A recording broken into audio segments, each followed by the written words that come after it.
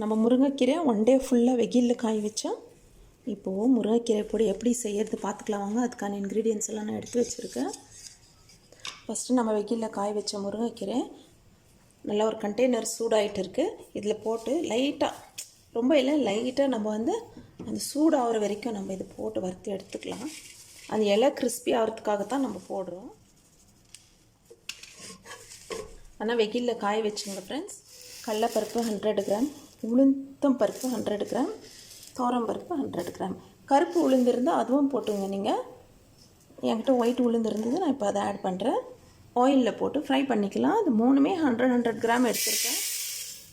இப்போ நம்ம எடுத்துருக்கிற அந்த கீரை குவான்டிட்டிக்கு தகுந்த மாதிரி தான் இது. நல்லா அயன் சேரும். பருப்பு போட்டிருக்கிறதுனால நல்லா ப்ரோட்டீனும் போகும். இதெல்லாம் கலந்து நல்ல ஒரு ஹெல்த் பெனிஃபிட்டான ரெசிபி தான் நம்ம செஞ்சுன்னு இருக்கோம். 2 டீஸ்பூன் அளவு மிளகு எடுத்து வச்சுருக்கேன், அது போட்டுக்கலாம். அதுலேயே இந்த ஆயிலே ஃப்ரை பண்ணிக்கோங்க. இதெல்லாம் 2 டீஸ்பூன் அளவு சீரகம் எடுத்து வச்சுருக்கேன், அதையும் ஃப்ரை பண்ணிக்கோங்க.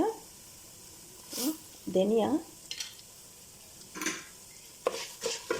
ஃப்ரை ஆகட்டும். அதுதான் நம்ம காரத்துக்கு தகுந்த மாதிரி நம்ம போட்டுக்கணும். நான் 50 கிராம் அளவு மிளகாய் போடுறேன். பருப்பெல்லாம் 100 கிராம் போட்டிருக்கோம். மிளகு சீரகம் 2 டீஸ்பூன் போட்டிருக்கேன். தனியாவும் 2 டீஸ்பூன் அளவு போட்டிருக்கேன். மிளகா மட்டும் 50 கிராம் போட்டிருக்கேன். மிளகு சீரகம் மிளகா தனியா எல்லாம் ஃப்ரை ஆகிடுச்சு. இப்போ பாருங்கள், வெந்தயம் பாருங்கள் அவ்வளோ கம்மியாக போடுறேன். இது ஒரு 20 வெந்தயம் இருக்கும், அவ்வளோதான். இப்போது ஒரு குட்டி நெல்லிக்காய் சைஸ் அளவு புளி எடுத்து வாஷ் பண்ணி வச்சுருக்கேன். இதையும் போட்டு இதில் ஃப்ரை பண்ணிக்கலாம். லாஸ்ட்டாக எல்லாமே ஃப்ரை ஆகிடுச்சு. இப்போ லாஸ்ட்டாக நம்ம எடுத்து வச்சுருக்கிற கறி லீவ்ஸ் போட்டுக்கலாம். கறி லீவ்ஸ் ஃப்ரை ஆகிடுச்சு. இப்போ உப்பு போட்டுக்கலாம்.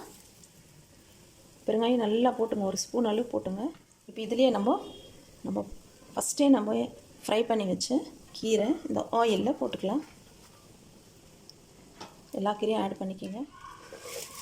கீரை பருப்பு நம்ம போட்ட மிளகா தனியா மிளகு சீரகம் புளி எல்லாத்தோடு சேர்த்து கீரை நல்லா ஃப்ரை ஆகின்னு இருக்குது. நான் இன்னும் ஸ்டவ் ஆஃப் பண்ணல. இந்த ஆயிலில் இந்த கீரை நல்லா ஃப்ரை ஆகிடுது நம்மளுக்கு.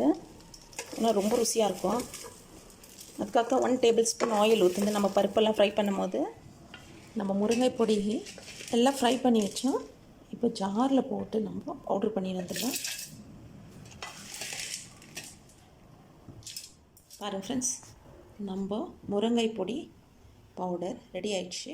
ஓகே,